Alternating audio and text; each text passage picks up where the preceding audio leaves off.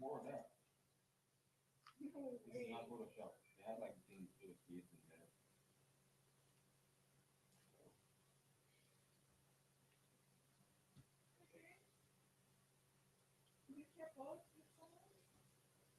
You took a picture. That was posted.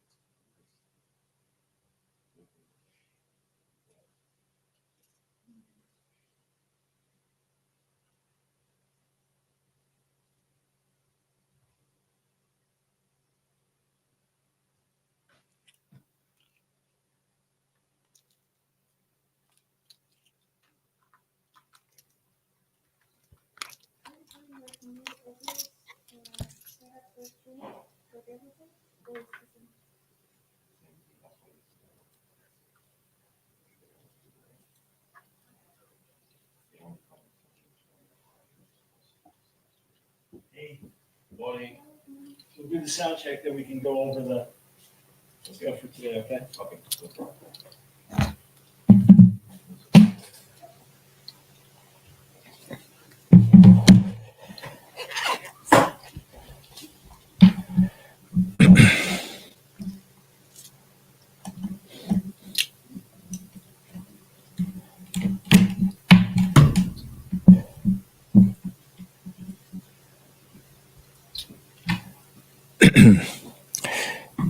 Hello, hello. I'm here. All right, great. Ready to go? Yeah. Boy, there's such wacky teaching on the internet. Some of it goes viral. Where do people get this stuff from? Promo for tomorrow. Hey, friends, Michael Brown here. I want to give you a personal invitation to join me for the next broadcast right here on the Line of Fire. And if you're not getting my new monthly Frontline newsletter, sign up for it today. Go to thelineoffire.org. That's thelineoffire.org. We want to get this in your hands. Okay, I got it. Thank you. Mhm.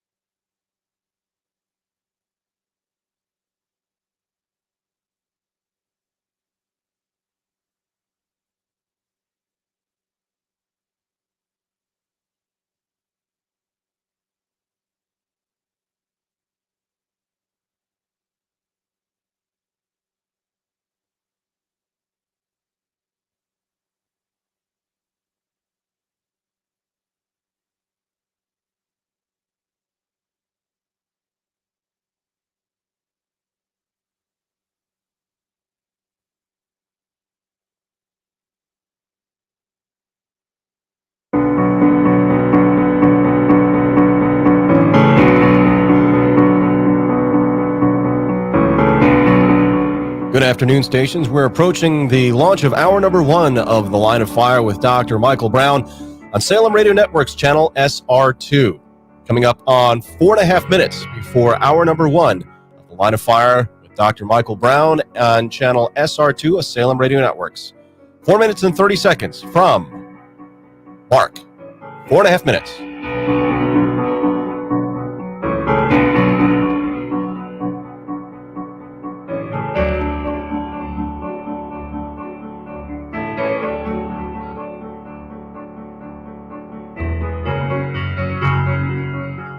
And good afternoon, stations. We're coming up on 4 minutes before hour number 1 of Line of Fire with Dr. Michael Brown on Salem Radio Network's channel SR2. 4 minutes from Mark. 4 minutes.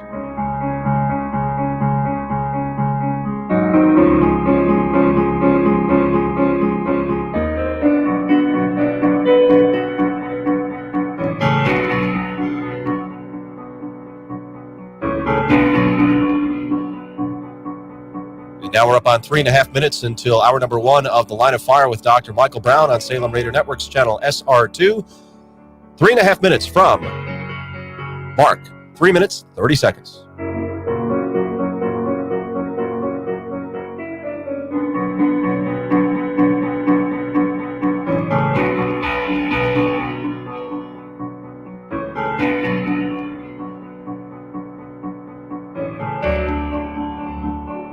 And good afternoon, stations. We're now at 3 minutes before hour number 1 of The Line of Fire with Dr. Michael Brown, Salem Radio Network's channel SR2.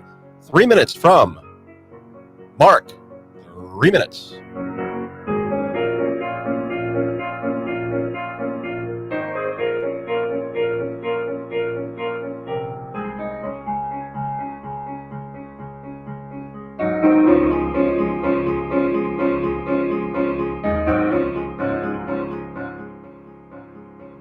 And stations, we're at 2.5 minutes before the start of hour number 1 of The Line of Fire with Dr. Michael Brown.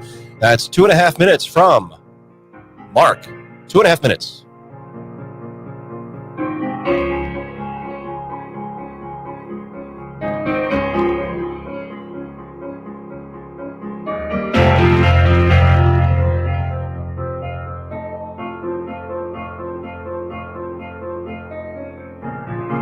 And stations, we are now approaching 2.5 minutes before the start of hour number 1 of The Line of Fire with Dr. Michael Brown. 2 minutes from Mark. 2 minutes.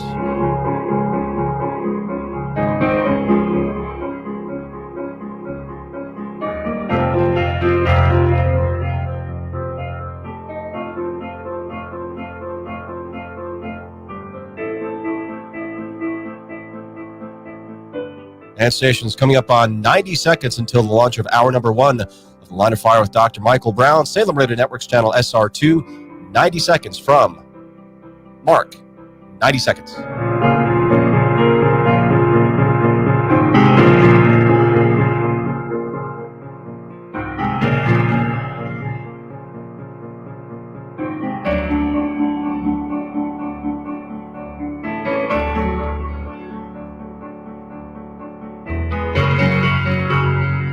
And stations, it's now 1 minute before the start of hour number 1 of The Line of Fire with Dr. Michael Brown. 1 minute from Mark. 1 minute.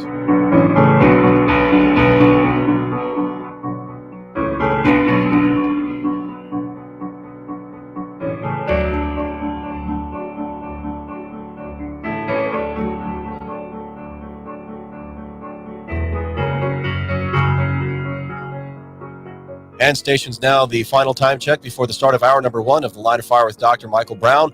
30 seconds until hour number 1 from Mark. That was our final verbal time check for The Line of Fire with Dr. Michael Brown. We'll have a long tone at 10 seconds before, followed by a short one at 5 seconds. Have a great afternoon, everybody.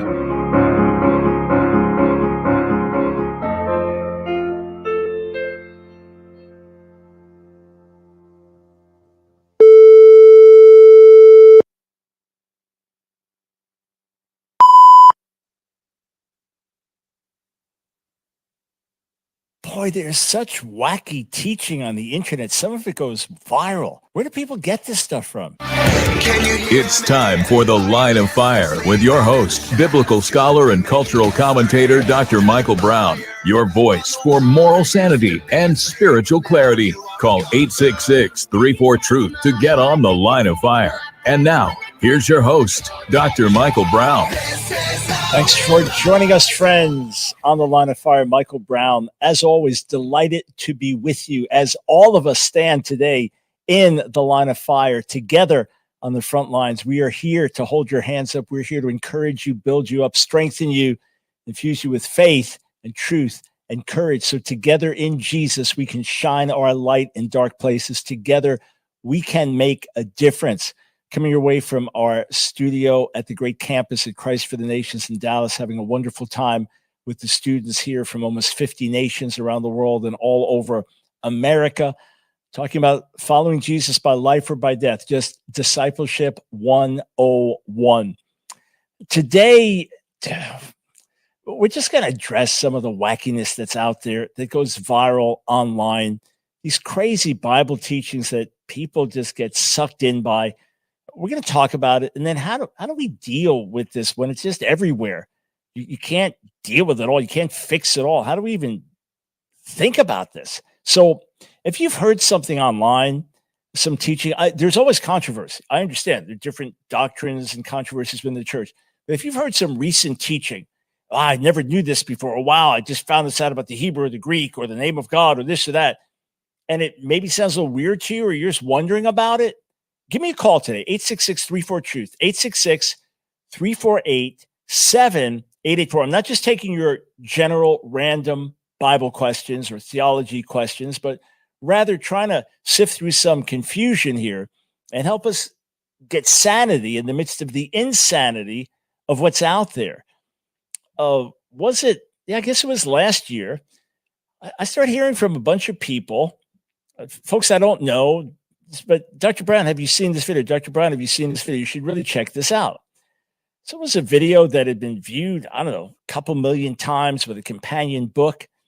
And it was based on the first word of Genesis in Hebrew, Bereshit.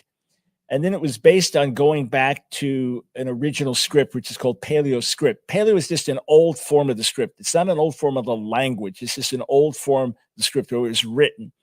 And then the Paleo script in turn goes back to earlier pictographic forms, but those pictographic meanings are completely lost once it becomes just a regular script, as all Hebrew scholars would know and understand. In any case, it was now reconstructing based on an alleged original pictographic meanings of Genesis 1:1, which simply do not exist in Hebrew. But it was now reconstructing things, and it laid out, based on that, prophecies that Jesus would rapture his church before the end of 2018, really by September. And the video had been posted a few years earlier. So I wrote an article in July saying enough with these crazy rapture prophecies. Whether you believe in a pre-trib rapture or not was not the issue at all. But enough with these crazy rapture prophecies. And I said, it's not going to happen. I absolutely guarantee you it's not going to happen. Based on the word, it's not going to happen. I guarantee it, 100%. And plus, the alleged meanings it was deriving from Genesis 1:1 simply do not exist. You might as well get end-time prophecy from the phone book. It would be just as bogus. So I posted an article with the title, Enough with These Crazy Rapture Prophecies, and I did a broadcast about it. And I said, okay, archive the article and archive the video. Archive this video, which is still on YouTube, still there, hasn't been taken down, still there. Just looked at it right before I got on the air. Archive the article, my article, archive the video, and see which one ages better. Well, why am I talking about these things again today? A colleague of mine, rock solid, man of God, man of the word, mature believer, sends me a video last night, a TikTok video, and says, hey, is there any truth to this? So this is a solid believer. This is a mature man of God. This is not some novice. This is not someone just easily influenced by the latest wind of teaching. But this video made him wonder. So before I go into my extreme put down mode, exposing this absolute ridiculous, idiotic nonsense, I want you to hear it for yourself. If you're watching, you see the video. Everyone else, you'll hear it. Let's listen together.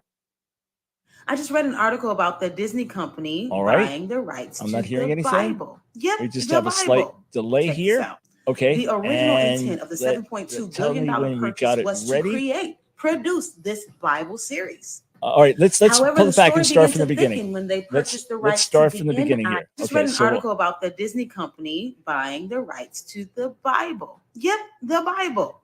Check this out. The original intent of the $7.2 billion purchase was to produce this Bible series. However, the story began to thicken when they purchased the rights to the NIV as well as the RSV. You'll never guess what happened next. Matthew 17:21 was completely deleted from both versions. Look, but this kind of demon does not go out except by prayer and fasting. It's not there. It literally skips from 20 to 22 in both versions. This is exactly why it's vitally important to study the word and know it for yourself. If they take it away, you need to know what it says. If they change it, you need to know what it says. Jesus is soon to return. You need to be ready. Watch the video I provided. Come back and follow for more. Okay. I agree with that dear woman that we need to study the word and we need live in readiness for the return of Jesus. But this is beyond idiotic. This is beyond ridiculous. This is beyond just plain stupid. Number one, Disney had nothing to do with the translation of the NIV, which was first in 1984, then the revised edition in 2011. The Disney Corporation had nothing to do with the translation of the NIV. It had even less to do with the translation of the RSV in 1946. And buying the right, what do you buy the rights of the, you want to make a series about the Bible, make a series about the Bible. You don't buy the rights of the Bible. But I mean, I might as well tell you that Barack Obama counseled Abraham Lincoln to free the slaves after Abraham Lincoln was talking to Moses about how the children of Israel came out of Egypt. I mean, you might as well just mix things for completely different worlds. It's hard for me to even come up with something as ridiculous as what you just heard there. But it's as if you're actually reading a quote. Yeah, the Disney Corporation did so. Walt Disney Corporation removed a verse from the Bible in the RSV and the NIV. Oh, hang on. If you look at a host of other modern translations today, like the ESV or like the NASB or like the NET or many other fine translations, you'll find that none of them have that verse either. Maybe Disney bought all of them. Maybe Mickey Mouse is secretly removing verses from the Bible. Is that what's really happening? You say, Dr. Brown, you're being harsh. I am mocking an absurd thing that people hear, believe, spread. It's falsehood. It's nonsense. You say, but hang on. I have the King James, and the King James says, however, this kind goeth not out but by prayer and fasting, and it's not in the NIV. Correct. And it has nothing to do with Walt Disney or Mickey or Minnie or Daffy or Donald or anybody else, as in Daffy Duck and Donald Duck. It has no more to do with Walt Disney than it has to do with the man in the moon, who, by the way, doesn't even exist. This is simply a textual issue. With all the different modern translations, there is one Greek text that's used by, say, the King James, the New King James, the MEV, versions like that. And there's another Greek text that's used by the ESV and the NIV and the majority of modern translations today. And it's simply a textual dispute. It's that simple. The one text that's used by the King James translators, known as the majority text, best represented by what's called the TR, the Textus Receptus. It's also known as the Byzantine text, and that reflects the great majority of Greek New Testament manuscripts that we have. The great majority are in harmony on these points, okay? Here and there, a little bit more expansive, verses that are not found in others, some words that are not found in others are found there. That's what I grew up reading, King James Bible, and King James is a beautiful, wonderful translation that speaks powerfully to this day. However, the earliest manuscripts, which many scholars, the majority of Greek New Testament scholars believe reflect the original, the closest text in the New Testament, do not have some of these verses. And the understanding is that these were added later. For example, Mark 9:29 in all of our Bible says, however, this kind only comes out by prayer. The majority text followed by the King James says by prayer and fasting. But at least you have that other verse there in Mark 9:29. Why didn't they take it out there? Why didn't Mickey Mouse take out that verse there? Why did he leave it in there? You say, no. These modern translations, they take out the blood of Jesus. Well, why is it they have the blood, and then one verse they don't? Could it be because it wasn't in that original verse? Generally speaking, scribes copying manuscripts, they are more inclined to add than to take away, generally speaking. In other words, let's just say you had my name written 10 times in a manuscript, Michael L. Brown, Michael L. Brown, Michael L. Brown, Michael L. Brown, Michael L. Brown. But one time it was written Michael Brown. It's very natural and easy for a scribe to accidentally add the L in as he's copying because he just thinks it's going to be there because it's been there, or thinks, oh, that got left out. Generally speaking, that's easier to do than to think the scribe, after copying Michael L. Brown 10 times, is just going to leave out the L. That's less natural. So scribes tend to expand, not contract. Not always, but when you just look at ancient manuscripts, when you compare in ancient cultures, you have copies of different manuscripts. I remember learning these things as I was studying inscriptions in Ugaritic and Akkadian and different things, and you could see scribal tendencies. That's just a known tendency. So it's more likely that a verse was added in by a later scribe because it was similar to what was found in another gospel, or similar to a teaching that was found somewhere else, or like 1 John 5:7, which is not in any ancient Greek manuscript in the world, not a single one. There are three that bear record in heaven, the Father, the Word, and the Holy Ghost. These three are one. They took it out of the Bible. Walt Disney took it out. No. It just was not in any original manuscript. It was added many centuries later. In any case, how do we deal with this weirdness? How do we deal with this wackiness? Can we put out all these fires?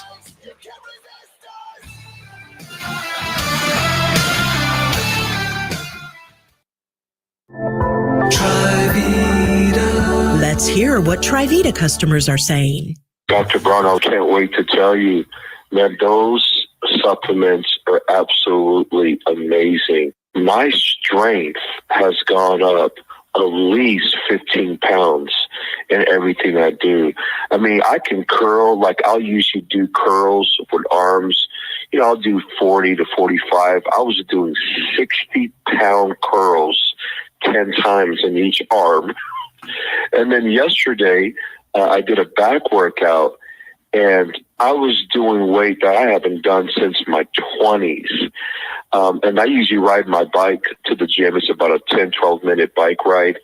And then on the way back, after I've done my weight training, you know, I ride back, but I'm huffing and puffing.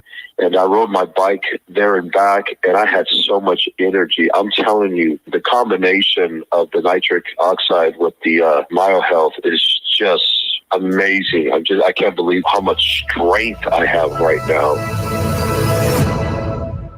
I mean, I'm just really excited about it. Trivita wants you to experience wellness too.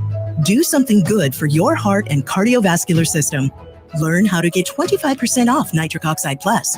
Call 800-811-9628 or go to Trivita.com. Use promo code BROWN25 in the shopping cart to receive 25% off your first order, and Trivita will give a substantial portion of your order to help support the Line of Fire radio broadcast. Call 800-811-9628 or go to Trivita.com. Use promo code BROWN25 in the shopping cart. Get 25% off Nitric Oxide Plus. Call 800-811-9628. 800-811-9628. It's The Line of Fire with your host, Dr. Michael Brown. Get on The Line of Fire by calling 866-34-TRUTH. Here again is Dr. Michael Brown. Thanks again to our co-sponsor, Trivita. You know, one of the neatest things is we get so many return orders. We'll just notice because Trivita very generously donates of the funds that come in to help us get on more stations and reach more people. And we get so many new folks checking it out, but so many return customers, which means you're seeing good results, which makes me happy that you're benefiting and that you're helping us reach more people. But we appreciate Trivita standing with us. If you go online, trivita.com, use the code Brown25. Okay, 866-34-TRUTH, 866-348-7884. If you've seen something on internet and you've wondered, is this true? Is this accurate? Is this real? And it's kind of going viral. It's become trendy. Today's a good day to call in, 866-34-TRUTH. I'll go to the phones in a moment. Somebody asked me about this in another one of these things that goes viral. Let me read this to you. There's even a website, Breathing the Name Yahweh. Oh, Breathing the Name Yahweh. It starts saying this: is it possible that every breath you take, you are breathing the name Yahweh? It has been said that the Jewish sages associated the name with breath. Okay, fair enough. Show me. Is there a citation? Can you give me the original source? Can you tell me exactly where this is? Okay, ancient Jewish historian Flavius Josephus says in his description of the inscription on the mitre of the high priest, a mitre also fine linen encompassed his head, which was tied by a blue ribbon, about which there was another golden crown, in which was engraven the sacred name. It consists of 4 vowels. 4 vowels. It's really 4 letters. So it's that saying it's not there. Okay, I'm just looking through the article, trying to find where the Jewish sages say this. And Josephus was a historian, not a sage. I'm not finding it. I never heard it my whole life. It's my field of learning. Near Eastern languages and literatures, academic study. I never heard it. It has been said that the Jewish sages associated the name with breath. The uniqueness of the 2-syllable form Yahweh can indeed be breathed. Try it. Inhale, Yah, and exhale, Hweh. You can exhale, Yah, and inhale, Hweh. What? And now, as you're breathing, every breath, you're saying the divine name? No. You want to talk about taking the name of the Lord in faith. As you're breathing, you're unconsciously saying his name. You're not saying his name. And by the way, it is not natural to inhale with yeah. It's not natural to, it doesn't even work. Just try and do it for a second. Inhale, okay? That's not a yeah. It's hard to, let me try it one more time. Yeah. It's not natural to inhale like that. Or to inhale with what? No, these are exhale. Yeah. Weh. But this, the people get into this and a secret meaning to it. And Yahweh is our very breath. And you don't need the nonsense to know that the Lord is our life. You don't need the nonsense to know that our every breath depends on him. This stuff does nothing. It adds nothing to us. All it is speculative foolishness. And by the way, Bruce Metzger, one of the world's foremost New Testament textual scholars, in his famous textual commentary on the New Testament, said this about Matthew 17:21. This kind goeth out, does not come out, goeth out, except by prayer and fasting, right? He says this in his commentary, why it's not in our most ancient manuscripts. Since there is no satisfactory reason why the passage, if originally present in Matthew, should have been omitted in a wide variety of witnesses. You still have similar passage in Mark, and we know that the early church was given to prayer and fasting. There's no reason to take it out. There's no logical reason why it's not in Matthew. So since there's no satisfactory reason why the passage, if originally present in Matthew, should have been omitted in a wide variety of witnesses, and since copyists frequently inserted material derived from another gospel, it appears that most manuscripts have been assimilated to the parallel in Mark 9:29. In which you had the same account in Mark 9:29, in Mark the 9th chapter, as you had Matthew the 17th chapter. So many copies just, I guess that's missing. It's there in Mark, and they added it in. That's the way it normally happens. But there's no conspiracy behind it. If you say, no, Dr. Brown, I believe that the majority text is the original text. I believe that the Textus Receptus is the most accurate. Okay, that's a matter between Greek textual scholars, right? You can have that debate. And you can say, well, it's attested here and it's attested. Fine. Have that debate, a fair debate. Go ahead and discuss, as Greek scholars, as students of the original text, which is the most accurate, which gives us the clearest and closest to the original New Testament in Greek. Have that discussion. But don't blame it on Walt Disney. Don't come up with some secret conspiracy that the others were trying to remove this. It's just not the way textual history goes. Another thing that's actually a whole documentary made about it. And this is another viral claim that the word homosexual was introduced into the RSV in 1946. And because of that, has led to anti-gay bias in the church. Now, it is true that the word homosexual was first used in the 1946 RSV, because the older translations, King James and its revisions over the years, the word homosexual did not exist in the English language, right? So that doesn't happen till late 1800s. So it's going to be a translation in the 1900s that might use the word. And it wasn't the best word to use anyway, because we could use the word homosexual just for someone who is same-sex attracted but doesn't act on it, right? Whereas the Bible's talking about men who have sex with men who are practicing homosexuality. So if you're going to translate it, one or two of the Greek words in 1 Corinthians 6:9 and 1 Timothy 1, you would say men who practice homosexuality or men who have sex with men. But here's the whole problem. The church universally taught against homosexual practice, as did the synagogue, from earliest times through the centuries, without ever wavering. The RSV didn't change anything. Moreover, the RSV was completely rejected by the conservative Christian world. Isaiah 7:14, it said, young woman instead of virgin will conceive. That was considered heretical and all this. So the conservative Christian world that already believed that homosexual practice was sinful based on other passages in Scripture did not like the RSV. The RSV was burned publicly by some of the fundamentalists because it was considered heretical. So the churches that would have been influenced were the ones that were the more liberal churches, and those churches today are the ones that embrace homosexual practice among committed Christians or allegedly committed Christians, etc. But this conspiracy. No, just another internet myth. Yes, the word was first used in that translation, but it has nothing to do with the whole history of the church's views about homosexual practice, especially in conservative Christian circles that completely rejected the RSV.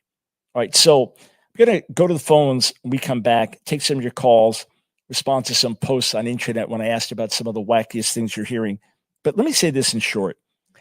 I wrote an article a few months ago saying you can't play whack-a-mole with heresy.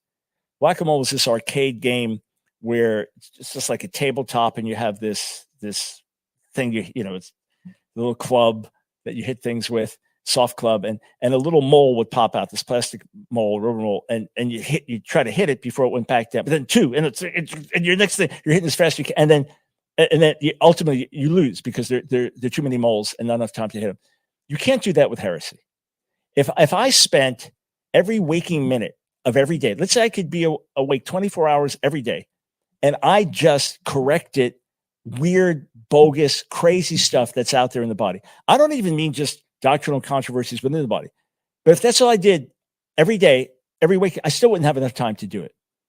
So the best thing we can do is cultivate sound thinking, solid interpretation of Scripture, and encourage people to major on the majors, to not go looking for every kind of new esoteric discovery. Major on the majors. There's enough depth, enough riches, enough wisdom to spend eternity digging and learning and growing. We'll be right back. Hey friends, Michael Brown here. My delight to serve as your voice for moral sanity and spiritual clarity. We are living in such urgent times today, friends, that all of us are in the line of fire. There's a target on your back. There's a target on my back. If you simply seek to live by biblical values or just conservative moral values, you could be canceled. You could be cast out. You could be put down. You could be silenced. I'm here to say, friends, that I am not about to be silenced, and I don't believe you are either. It is time for us to stand up. It is time for us to say enough is enough. It is time for us to push back in Jesus' name, not fighting the way the world fights. No, overcoming evil with good, overcoming hatred with love, overcoming the flesh with the power of the Spirit, overcoming lies with truth. And that's what we're here to do on the Line of Fire broadcast. And friends, it's not just a broadcast. It is a movement of people around the world, God's people standing up saying enough is enough and saying, Lord, here we are. Send us, use us. I want to urge you today to join our support team because we are on the front lines together. And we are literally touching people around the world, in America, in the nations, in Israel. And together with your help, we're going to amplify this voice and spread this movement around the globe. So I encourage you, go right now to thelineoffire.org, thelineoffire.org. Click Donate Monthly Support. Thelineoffire.org, click Donate Monthly Support. When you do, you become a torchbearer. We immediately send you 2 great life-changing books. We immediately give you access to many classes I've taught. Others have to pay to take those. You get them for free. Exclusive video, audio content, a new audio message every month, an insider prayer newsletter, 15% discount on our online bookstore, so much more. Join our support team today. Go to thelineoffire.org. Donate monthly. It's The Line of Fire with your host, Dr. Michael Brown. Get on The Line of Fire by calling 866-34-TRUTH. Here again is Dr. Michael Brown. Thanks, friends, for joining us. Well, I was so focused on getting into this material today and just so grieved over more nonsense and deception. I completely forgot to remind you, if you're not getting our cutting edge frontline equipping newsletter that we are so eager to get into your hands, just coming out once a month now, which means we really make it special. We can't wait to get you the February edition. It'll be coming out in the middle of the month. So go to our website. If you're not getting the emails, go there now. thelineoffire.org, thelineoffire.org, and sign up to get our frontline newsletter. You'll want to get it. You'll be blessed. You'll look forward to it every single month. All right. With that, let's take some calls. We'll start with Christian in Toledo, Ohio. Welcome to the Line of Fire. Christian, are you still there? All right. Maybe not. Let's go over to Katie in Arizona. Welcome to the Line of Fire. Okay, it appears that we are having an issue with our phones. So, hasn't happened in a while.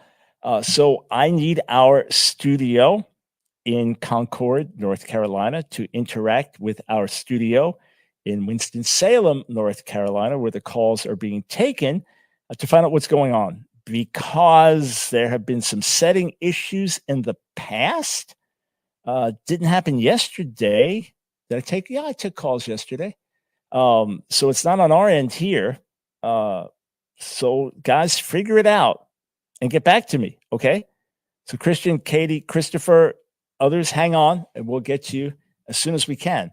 So I asked folks right before the show, literally right before I went on the air, I just posted on Facebook and I posted on X, and I said, hey, are there crazy teachings that you're running into online?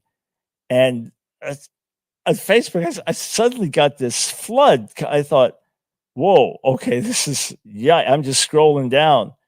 Oh, boy. Okay, 60-something comments just poured in there immediately. And then let's see on X. Okay, let's see here. Yeah.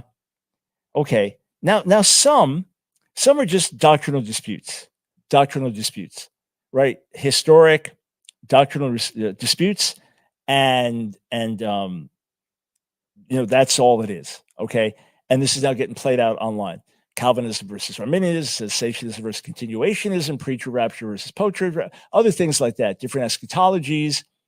So that's out there. And maybe some of it seems wacky to you. But yeah, let's see. Yeah, David, Hebrew roots, Torahism, and this whole Yahusha nonsense see all the time too.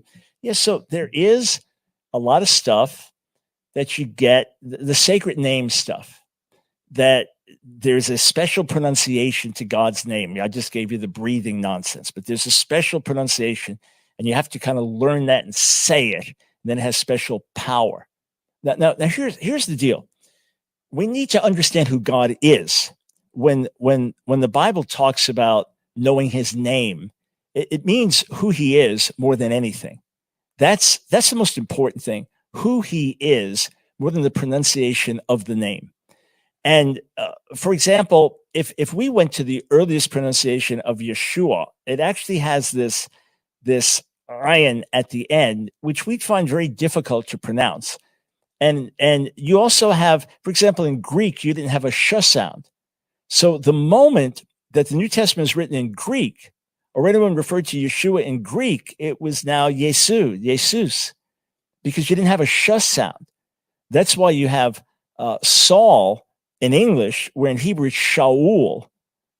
So Shaul comes into Greek, you lose the sh, and then from Greek into Latin and it makes its way into English. All right, so there are plenty of things that you can't say. There are syllables that we can't say, or phonemes that we can't pronounce. For example, if you go back to the earliest Semitic pronunciation, you would have like a thaw, da, ta, and ka. These different sounds that are preserved, say, in Arabic, that are not preserved in modern Hebrew. All that to say, we couldn't even pronounce some of the things in the original. All right.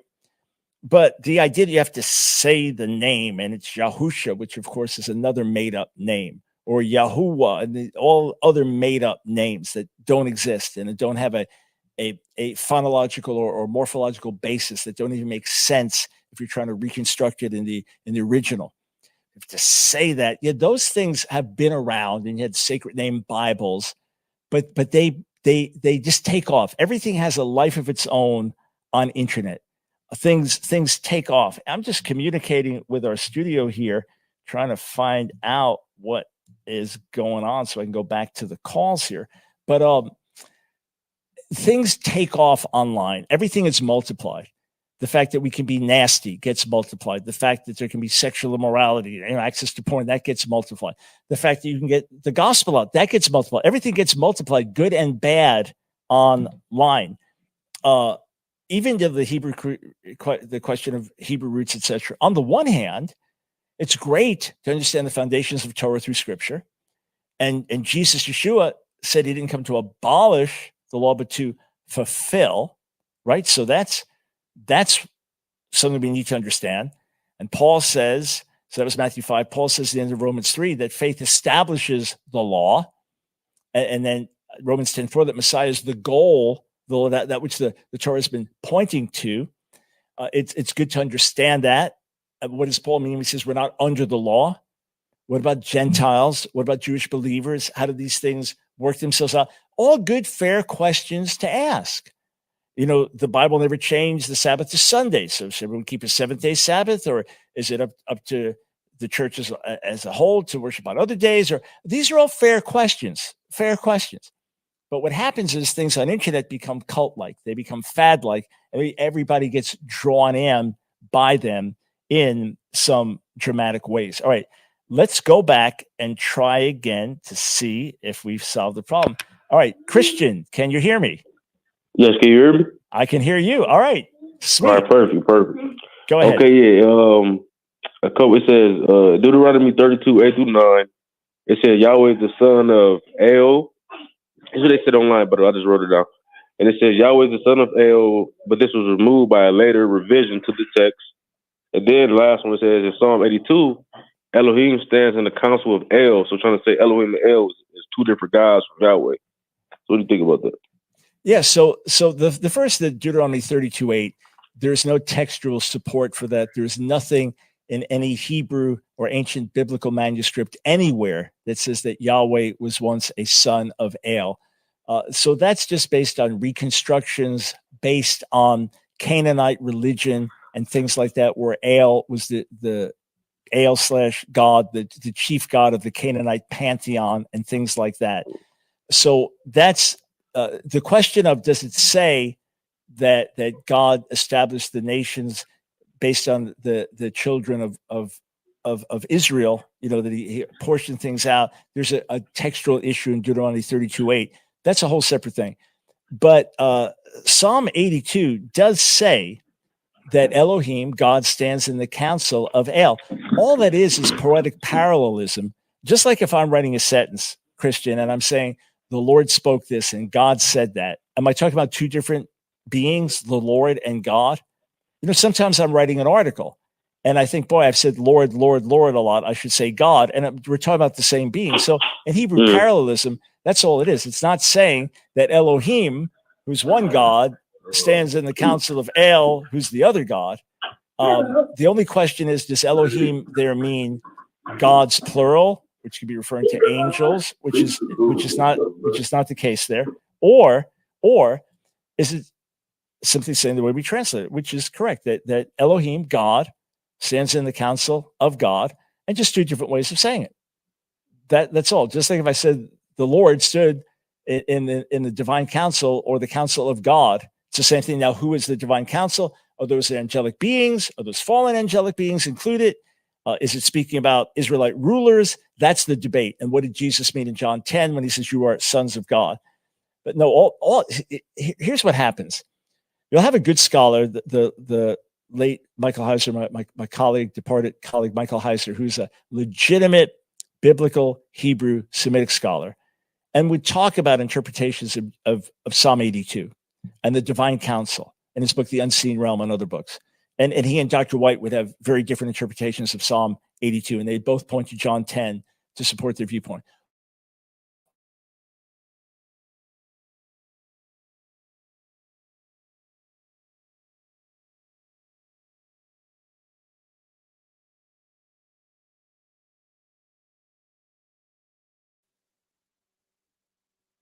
Read the Bible against that backdrop. How do we understand it?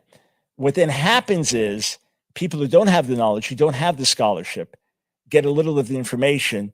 Then they join that together with critical scholars who reject the inspiration and authority of Scripture and just look at it as kind of the Israelites' own mythology. And they put the whole thing together and they end up with all this weird stuff. Hey, thank you, sir, for the call. Let's go over to Katie in second try in Arizona. Welcome to the broadcast. Hi, Dr. Brown. Can you hear me? Yes, I can. Thanks. Okay. I'm a young Bible college student, and I've had some of this stuff come up in our church, even in devotionals where people say just really strange things, the Yahweh breath one. And I think somewhere the church struggles with is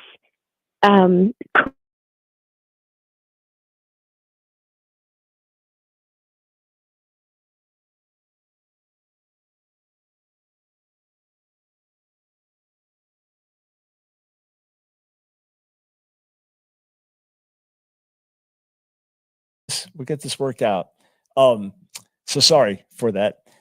So you're absolutely right that sometimes it's like we don't want to hurt somebody's feelings, and we don't want to be like always correcting error and stuff, but we need to do it. Now, there may not be a setting where you can do it where you are sitting with, they share something in a Bible study, it's not your place, right? But then immediately afterwards, you have to say, hey, can I talk to you about that?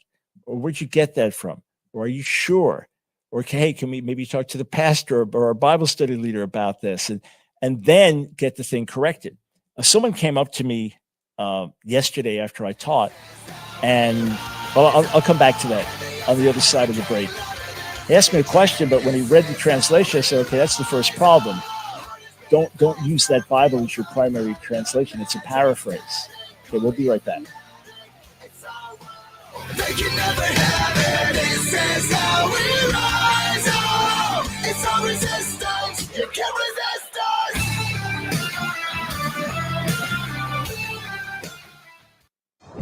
I'm Paul Burnett, a board-certified doctor of holistic health, and I want to take this opportunity to talk to you about the importance of healthy blood flow and how it's enhanced by a miracle molecule known as nitric oxide.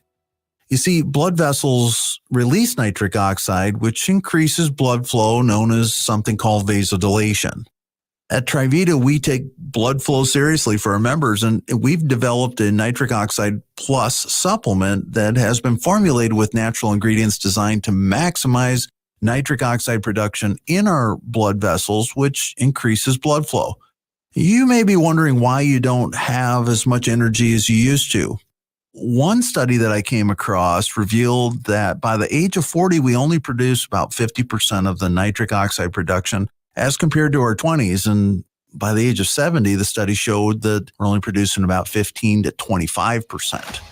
I have good news. As we age, there's another way for our body to increase nitric oxide production, and that's by converting nitrates in vegetables like beetroot into nitric oxide. Bottom line, with more nitric oxide, we stimulate more blood flow to our vital organs, and we experience more energy while supporting healthy blood pressure. Trivita's Nitric Oxide Plus has been formulated to increase nitric oxide production and blood flow at every age. To place your order for products to support your wellness goals, call 1-800-771-5584 or online at Trivita.com. As a Trivita introductory offer, use promo code BROWN25 and receive a 25% discount on the products of your choice. Call 1-800-771-5584. 800-771-5584. May you live with greater wellness. It's The Line of Fire with your host, Dr. Michael Brown. Get on The Line of Fire by calling 866-34-TRUTH. Here again is Dr. Michael Brown. Thanks so much for joining us on The Line of Fire. Michael Brown, delighted to be with you. So this young man asked me a question. It was from the end of 1 John. It was a question about, what does it mean when you see someone sinning a sin that's not unto death? Pray for them. If it is unto death, don't pray for them. What does that mean? It's a very difficult passage, and there's a lot of controversy about its exact meaning. But I saw from what was reading that it was a paraphrase. So I said, all right, here's first problem. And now he's coming to me respects me, honors me as a teacher, as an elder, as a father, as a leader, right? So I said, okay, first thing, don't make this your primary translation. It's the Passion Translation. I said, it's a paraphrase. Now, some of it is a very close translation. Others paraphrase, some extreme paraphrase. And we'll see when it's ultimately completed if it ends up being less of a paraphrase, etc. But in any case, I said, whatever you do, don't use that as your primary translation. Well, someone had just given it to him, beautiful Bible, just given it to him, New Testament, Psalms, Proverbs, I think it was. I said, so read, whatever your main translation is, and, there are a bunch of really good English translations. And then that's a paraphrase. That now you're going to see how someone else interprets it, what understanding they put on it. And then I said, here's possible understandings of the verse, and I directed into the last 2 verses of James, Jacob, the 5th chapter, to look at those and to see what insight he got from that. But yeah, a lot of times you don't want to tell someone you're actually wrong or know that that's not true. And sometimes we don't even do it from the pulpit.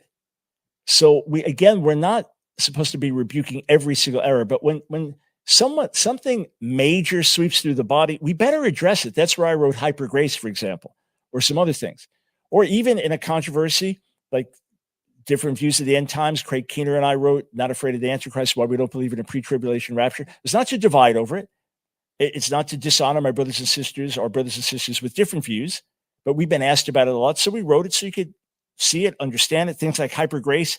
Literally for a year, every church I went to, this is the first conversation the pastor had. This doctrine is tearing up my church. It's causing all kinds of division, people falling into sin and so on. So I knew God was burdening me to address it, to write about it.